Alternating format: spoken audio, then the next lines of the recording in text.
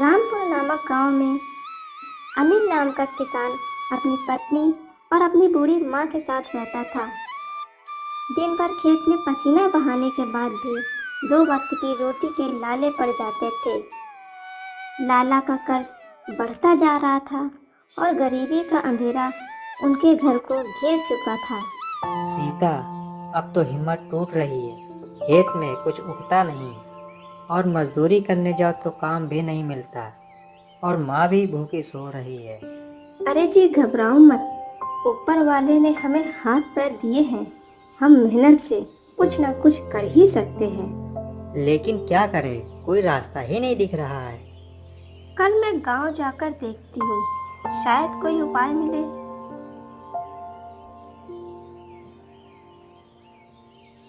अगली सुबह सीता गांव के मंदिर की तरफ गई। वहां उसने एक साधु बाबा को देखा जो बहुत ही शांत लग रहे थे। सीता उनके पास गई और साधु बाबा को अपनी समस्या बताई। साधु बाबा, हम बहुत गरीब हैं, दिन रात मेहनत करते हैं, लेकिन कुछ भी ठीक नहीं चलता। आप कोई मार्ग दिखाइए। अरे बच्चा, मेहनत का फल जरूर मिलता है, लेकिन सही दिशा में की गई मेहनत ही फल देती है। तुम अपने पति के साथ मिलकर काम करो, सफलता जरूर मिलेगी। पर बाबा, हमारे पास कोई साधन नहीं है। साधु बाबा ने अपने झोले से एक रस्सी निकाली और पास बंधे एक ऊंट की ओर इशारा करते हुए बोले, ये ऊँट आज से तुम्हारा हुआ, इसका अच्छा इस्तेमाल करना, ये तुम्हारी तकदीर बदल सकता है। सीता को कुछ समझ में नहीं आया, लेकिन उसने ऊंट को ले लिया और साधु बाबा को धन्यवाद कहकर ऊंट को अपने साथ घर ले आई। सीता, ये ऊँट कहाँ से ले आई हो? साधु बाबा ने दिया है और कहा है कि यह हमारी तकदीर बदल सकता है। ऊँट लेकर हम क्या करेंगे? अजी, हम इसे इस्तेमाल करके लकड़ी बेचने का काम कर सकते हैं। जंगल से सूखी लकड़ियां लेंगे और बाजार में बेचेंगे। अनिल को यह विचार अच्छा लगा। अगले दिन अनिल जंगल गया और सूखी लकड़ियां इकट्ठा की और ऊंट पर लाद कर गांव के बाजार पहुंचा। लकड़ियां अच्छे दामों में बिक गईं। अनिल और सीता की मेहनत रंग लाने लगी थी। ऊंट की मदद से उनका लकड़ी का काम अच्छा चलने लगा था। अब उनके घर में रोज चूल्हा जलने लगा था।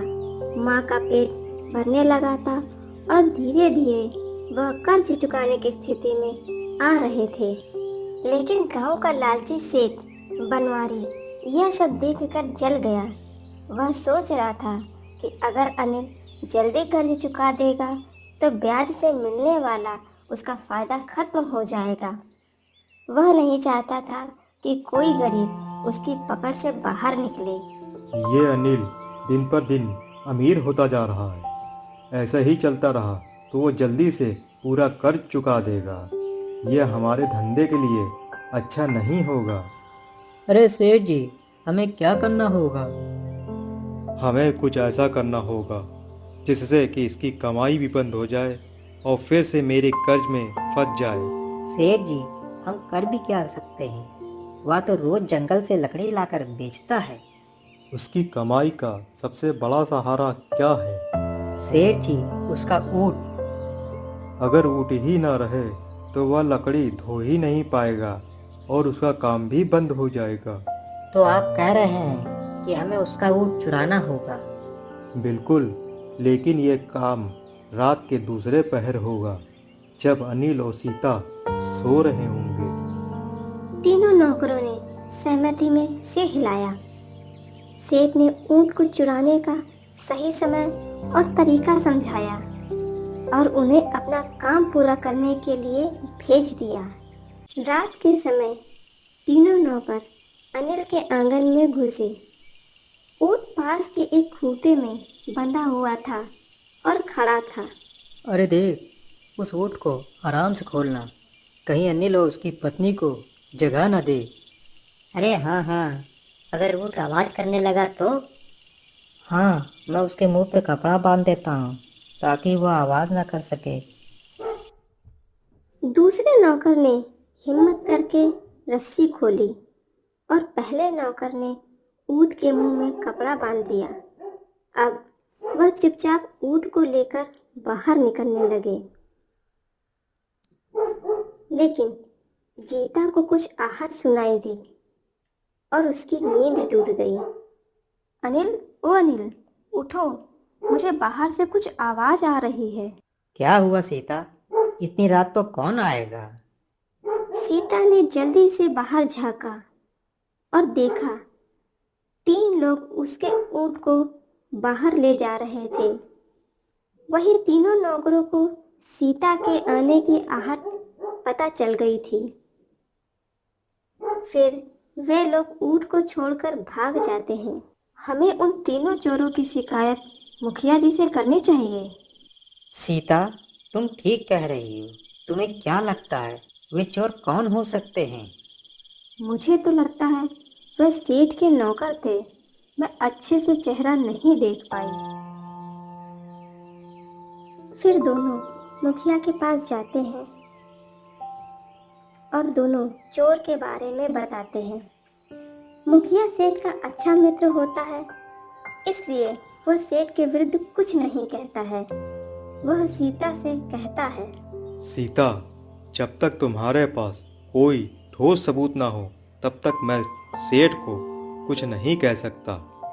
सेठ के नौकर के प्रति कोई सबूत न होने के कारण मुखिया कुछ नहीं करता और सीता और अनिल दोनों घर आ जाते हैं और वह लोग अपने ऊँट का ध्यान अच्छे से रखने लगते हैं। अब वह लोग रात में आंगन में अपने ऊँट के पास ही सोते थे। उधर सेठ के नौकर सेठ को सारी बात बता देते हैं, पर सेठ हार मानने वालों में नहीं था। वह कोई दूसरी चाल चलने की सोचता है।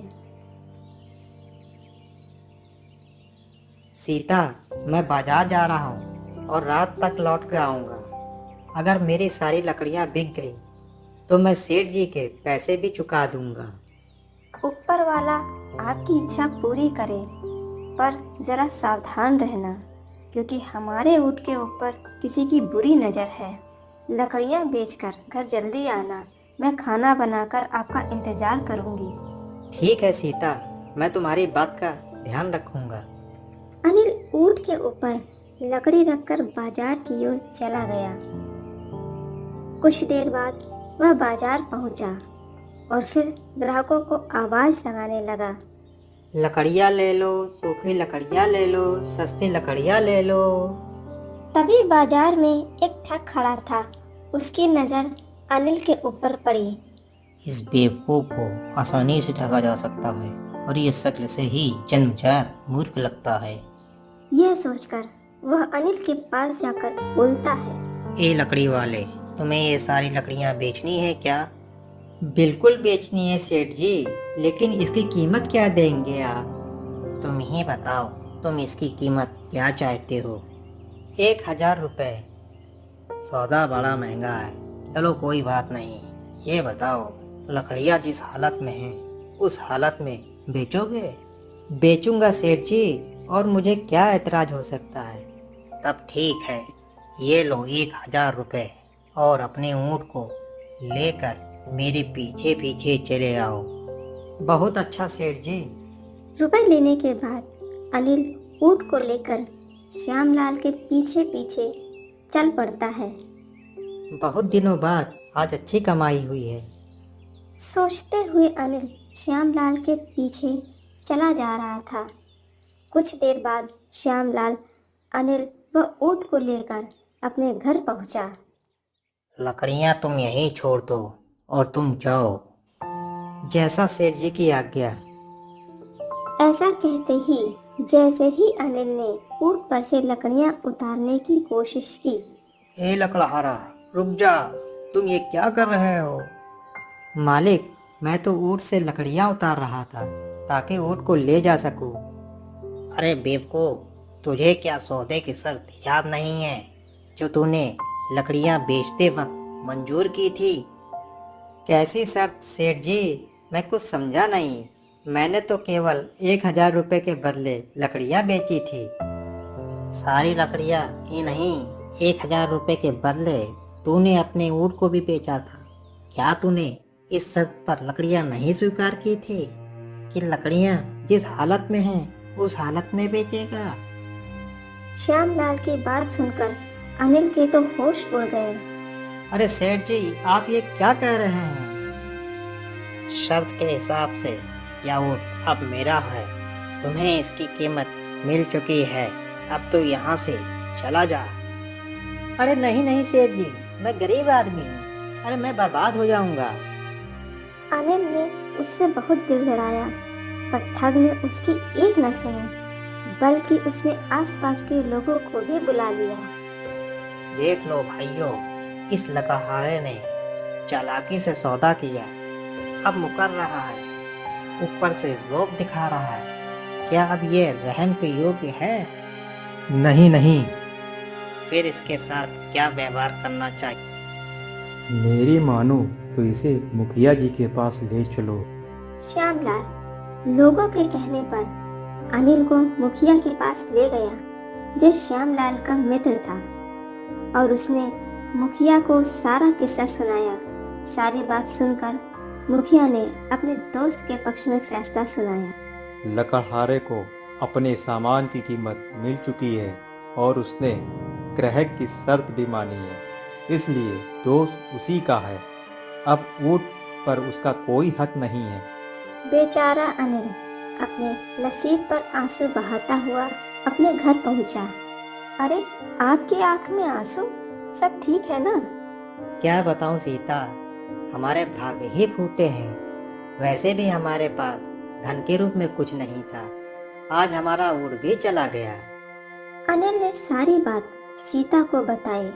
सारी बात सुनकर सीता ने अपने पति को हिम्मत बढ़ाते हुए कहा, तुम जरा भी चिंता मत करो, सब ठीक हो जाएगा। ऊपर वाले के घर देर है, अंधेर नहीं।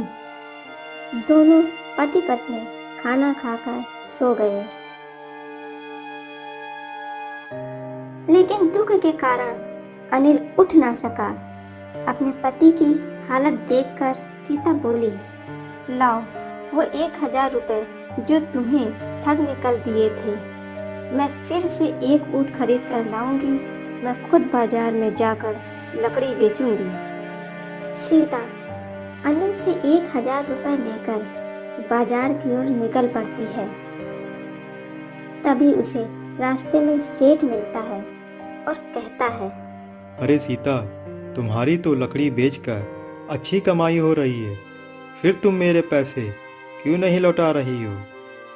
फिर सीता सेठ को पूरी घटना बताती है कि कैसे उसके पति से ऊँट को ठगा गया। सेठ मन ही मन बहुत खुश होता है। फिर गीता से कहता है, अरे सीता, तुम चिंता मत करो, पैसे तुम बाद में दे देना। मैं तो तुम्हें इसलिए कह रहा था, तुम्हारा ब्याज दिन पर दिन बढ़ता जा रहा है और मैं अगले महीने से ब्याज को दुगना करने जा रहा हूँ। यह बात सुनकर सीता को बहुत चिंता हो जाती है, पर वह मन ही मन सोच लेती है, मुझे सेठ जी के पैसे जल्दी वापस करने होंगे, नहीं तो इतना ज़्यादा ब्याज कैसे भर पाऊंगी। मुझे कैसे भी करके पैसे कमाने हैं। वह यह सोचते सोचते वहाँ से चली जाती है और बाजार से एक ऊँट खरीदकर घर ले आती है। मैं लकड़ी बेचने जा रही हूँ, तुम खाना निकाल कर खा लेना। ठीक है सीता, तुम जल्दी आना, मैं तुम्हारी राह देखूंगा। सीता ने लकड़ी का एक गट्ठर ऊँट के ऊपर लादा और बाजार की ओर चल पड़ी। अगर वो बेईमान ठग मिल गया तो मैं उसे छठी का दूध याद दिला दूंगी। लकड़ियाँ ले लो, सूखी लकड़ियाँ ले लो, सस्ती मद्दी लकड़ियाँ ले लो। उस रोज भी वह ठग बाजार में खड़ा हुआ था। उसने लकड़ियाँ बेच रही सीता की ओर देखा वाह ऊपर वाले, आज मेरे लिए एक शिकार भेज दिया। कल एक ऊँट मिला था, आज फिर से एक ऊँट मिल जाएगा। यह सब सोचकर ठग सीता के पास पहुंचा। क्या कीमत है तुम्हारी लकड़ियों की? 1500 रुपए सेठ जी। लकड़ी बड़ी महंगी है, कुछ कम नहीं करोगी? सेठ जी, सौदा महंगा नहीं पड़ेगा, लकड़ियाँ बिल्कुल सूखी है, मंजूर है तो बोलिए। ये औरत तो बहुत चालाक लग रही है। खैर कोई बात नहीं, इसकी चालाकी इसको जल्द समझ में आ जाएगी। ठग श्यामलाल सोच ही रहा था कि तभी सीता बोल पड़ी। क्या सोच रहे हैं सेठ जी, जल्दी बताइए। ठीक है, मुझे 1500 रुपये में ये मंजूर है, मगर लकड़ियाँ जिस हालत में हैं उसी हालत में बेचनी पड़ेगी। क्या तुम्हें मंजूर है? ठग श्यामलाल की बात सुनकर सीता चौंक पड़ी, फिर सोचने लगी, अच्छा यह वही बेईमान ठग है, आज इसकी खैर नहीं। मैं इससे ऐसा बदला लूंगी कि यह मुझे जिंदगी भर याद रखेगा। अरे जल्दी जवाब दो, मेरे पास बेकार का समय नहीं है। ठीक है सेठ जी, बेच दूंगी, पर मेरी भी एक शर्त है कि आप भी मुझे पैसे उसी हालत में देंगे जिस हालत में वह पैसे होंगे। सीता की बात सुनकर श्यामलाल चौंक उठा, फिर मुस्कुराते हुए बोला, ठीक है, मुझे ये शर्त मंजूर है और तू अपने ऊँट के साथ मेरे पीछे पीछे चली आ। सीता अपने ऊँट के साथ श्यामलाल के पीछे पीछे चलने लगी।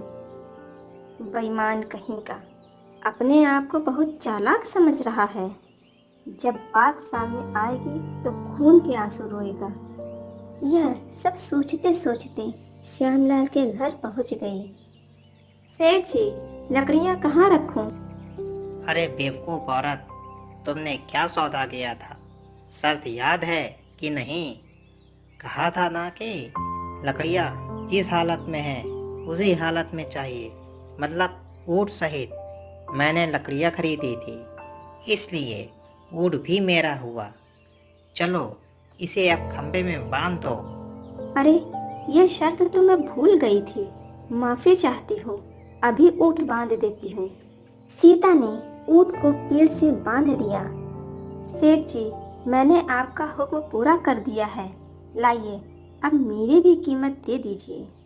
ठीक है मुन्ना, बेटा पैसे घर से ले आओ। ये लो, संभालो अपने पैसे। ठहरिए सेठ जी, ये आप क्या कर रहे हैं? सौदे के हिसाब से लकड़ियाँ जिस हालत में थी उस हालत में खरीदी, लकड़ियों के साथ मेरा ऊँट भी आपको मिल गया, लेकिन आपने मुझसे भी तो यह वादा किया था कि आप पैसे भी उसी हालत में देंगे जिस हालत में वह होंगे। इसलिए इस समय वह आपके बच्चे के हाथ में है, इसलिए पैसे के साथ आप अपना बच्चा भी दीजिए। सीता की बात सुनकर ठग श्यामलाल के होश उड़ गए। क्या बक रही है तू? बक नहीं रही हूँ मालिक, बल्कि न्याय की बात कर रही हूँ। आपको पैसे के साथ अपना बच्चा भी देना होगा। तुम्हारी यह मजाल, तुम निकल जाओ मेरे घर से। ऐसे नहीं मालिक, अब तो अपना हक लेकर ही जाऊंगी। सीता जोर जोर से चिल्लाने लगी, सुनो भाइयों और माताओं, मुझे इस बेईमान सेठ से न्याय दिलवाओ। अरे ये तो लेने के देने पड़ गए। अरे मेरी बात सुनो। अब तो एक ही शर्त पर आपकी बात सुनूंगी। मालिक, पहले आप अपना बच्चा दीजिए। अरे बच्चे के बदले तुम्हें एक ऊँट और सारी लकड़ियाँ के साथ साथ 2000 रुपये भी देने को तैयार हूँ। ऊपर वाले के खातिर लोगों को इकट्ठा मत करो। सीता की आवाज सुनकर आस पड़ोस के लोग वहां इकट्ठा हो गए और सीता ने उन्हें सारी बात सुनाकर अंत में बोली, अब आप लोग सभी फैसला करें कि शर्त के मुताबिक पैसे के साथ साथ इसका बच्चा भी मिलना चाहिए या नहीं। हाँ, मिलना चाहिए। अरे श्यामलाल, तुम्हें इसी शर्त के मुताबिक कल एक गरीब लकड़हारे से तुमने उसका ऊँट लिया था, और इसलिए आज अपने बच्चे को इस औरत को देना होगा, बिल्कुल देना होगा, नहीं तो तुम्हें मुखिया जी के पास ले चलेंगे। मुखिया की बात सुनते ही श्यामलाल का चेहरा खुशी से खिल उठा। ठीक है, मैं मुखिया जी के पास चलने को तैयार हूँ। मुझे विश्वास है कि वह दूध का दूध और पानी का पानी कर देंगे। सीता और श्यामलाल मुखिया के पास पहुँचे, जो श्यामलाल का मित्र था, और इस बात की किसी को खबर ना थी। लेकिन वह भी सारा किस्सा सुनकर सोच में पड़ गया। अगर मैं दोस्त का पक्ष लेता हूँ तो सारे लोग मुझे अधर्मी समझेंगे। अगर बात महाराज तक पहुँच गई तो मेरी खैर नहीं। मुखिया इतना सोच ही रहा था कि सीता बोल पड़ी, मुझ गरीब के साथ न्याय कीजिए मुखिया जी, और मुझे मेरा हक दिलवाइए। सारी बात सुनकर हम इस नतीजे पे पहुँचे हैं कि दोषी तो श्यामलाल ही है और तुम्हारी मांग जायज है। लेकिन बिटिया, तुम दूसरे का बच्चा लेकर क्या करोगी? नहीं मुखिया जी, मुझे शर्त के मुताबिक इसका बच्चा ही चाहिए। मुखिया ने सीता को बहुत समझाया। ठीक है मुखिया जी, अगर आप कहते हैं तो मैं 60,000 रुपयों के बदले अपनी शर्त वापस ले सकती हूँ।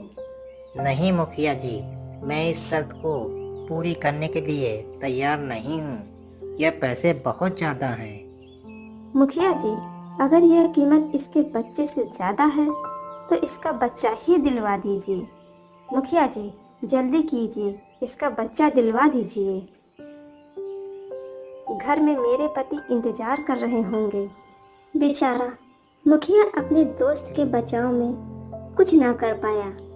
वह समय ही ऐसा था कि श्यामलाल से कहना पड़ा, श्यामलाल, कसूर तो तुम्हारा है और शर्त के मुताबिक अपना बच्चा दो या तो 60,000 रुपये दो। ये हमारा फैसला है।